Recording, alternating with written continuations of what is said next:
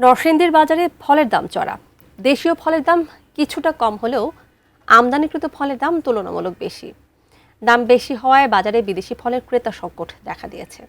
এই বিষয়ে বিস্তারিত জানাতে নরসিংদী ভেলানগর ফলের বাজার থেকে সরাসরি যুক্ত হচ্ছেন প্রতিনিধি সোহাগ মিয়া। সোহাগ মিয়া, আপনি একটু জানাবেন আমাদের বিস্তারিত। বিদেশি ফলের দাম বেশি, সংকট দেখা দিয়েছে ক্রেতাদের, একটু বলবেন বিস্তারিত আমাদের।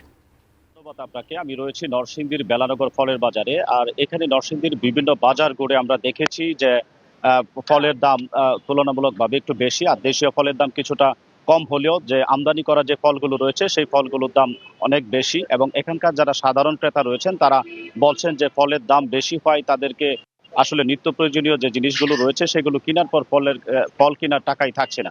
আমি নরসিংদীর বেলানগর বাজার ঘুরে ফলের যে দাম দেখেছি সেখান থেকে কিছু দাম যদি আপনাকে জানিয়ে দিই।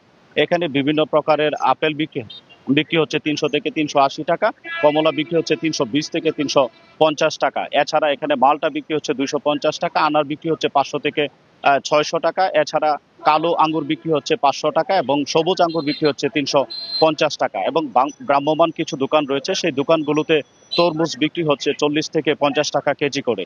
এছাড়াও আমরা বাজার ঘুরে দেখেছি যে এখানে বিভিন্ন প্রকারের খেজুর রয়েছে, খেজুরগুলো সর্বনিম্ন 200 থেকে 1200 টাকা পর্যন্ত বিক্রি হচ্ছে। এখানকার বিক্রেতারা বলছেন যে আড়ত থেকে বেশি দামে কেনার কারণে তাদেরকে কিছুটা বেশি দামে ফল বিক্রি করতে হচ্ছে। আর ক্রেতারা বলছেন যে মূলত বাজার মনিটরিং না থাকার কারণে ফলের দাম এতটা বেশি।